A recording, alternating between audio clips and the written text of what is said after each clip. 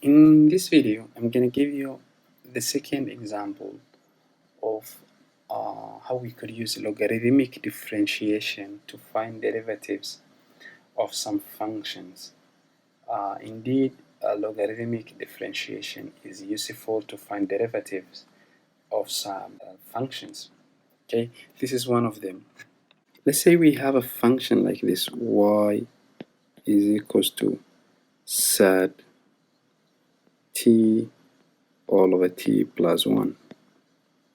Okay, so how could we possibly find the derivative of such a function? It's a rational function that is inside another function which is square root. Okay, so first we would write it in this format, that is t all over t plus 1, and then we will raise everything to power a half. Okay, that makes it a little bit better.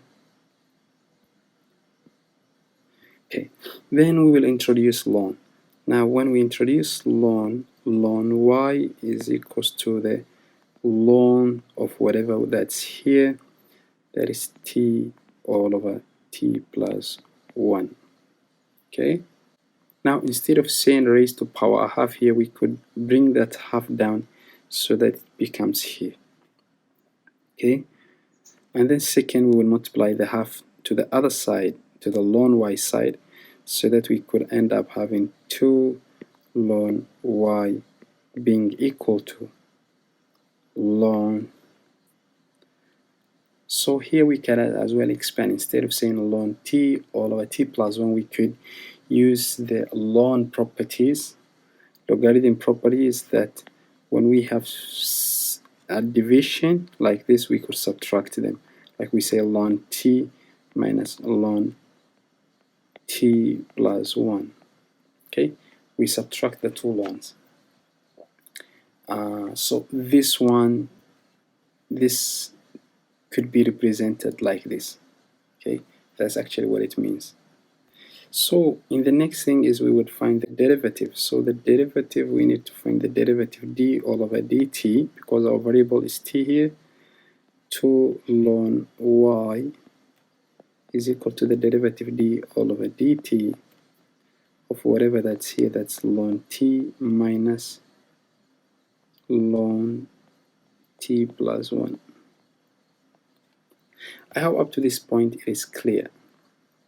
Okay, so to find the derivative of this part, 2 ln y would just be, we'll take the constant 2 and then we're going to multiply that with 1 all over y, the reciprocal of y, and then we differentiate y with respect to t. That gives us y prime. So we equate this. Of course, this y prime means dy all over dt. Okay, dy all over dt. So that one equal to, now we differentiate the other side, we're going to get 1 all over t minus 1 all over t plus 1.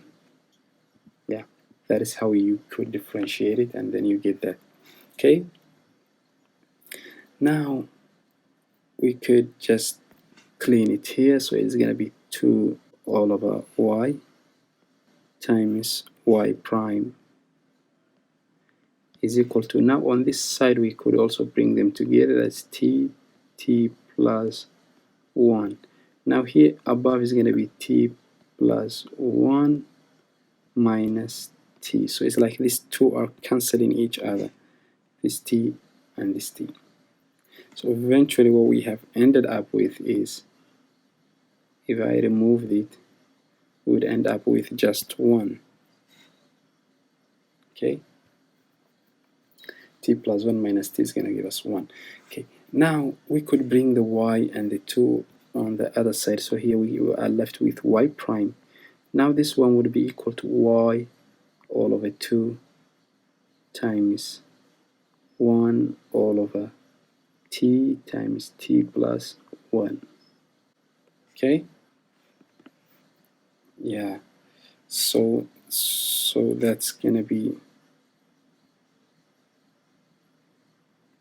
let me put here 1 in this color and here 1.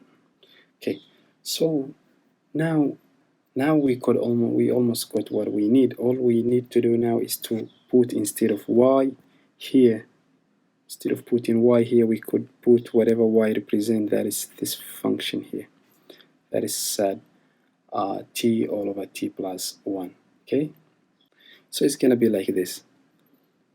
It's gonna be, to find y prime, it's gonna be, instead of writing y all over 2, we could write a half, then we multiply with sad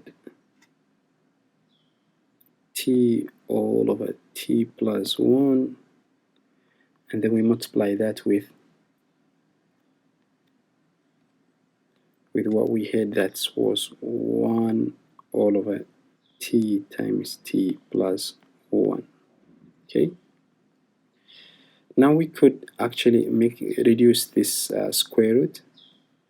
So instead of having that big square root, we could have each the numerator and the denominator to have its own square root, just to simplify everything. So here we have sad t, and here at the bottom we have sad t plus 1. Now if you just, a matter of simplification, you could just have here a half, and you could have here the numerator is square t, that's sad t times 1 is just sad t, and here at the bottom you could have t times. Now we could put this sad t together with this so that we can have one big square root, that's going to be t plus 1 squared times t plus 1. Okay, I hope you can understand. It's just easy. It is just easy, just a matter of simplifying. I'm just trying to simplify anyway. So we could cancel this 31, and here with t we could have a 30 there. So this would end up with our y prime. It's going to be 1 all over 2 times 1 all over. Now here we would have 30 in bracket what? The big square root, that's t plus 1 squared times t plus 1. Okay, so you could as well write this one in a much simpler way. That's gonna be 1 all over 2 sad t times what? Times t plus 1 raised to power 3 out of 2.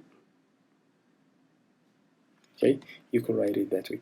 Anyway, we could find the derivative of that complex function to be this. Okay, to be that one. So it is possible sometimes that you can use logarithmic differentiation to find derivatives of some function. It makes it much easier. Okay, so that is it for this video. I hope you enjoyed it. I hope you learned something new. If you really did, make comments below. I would read them, and also give me your likes. Okay, and subscribe if you are new to the channel. Thank you everybody, and see you in the next videos.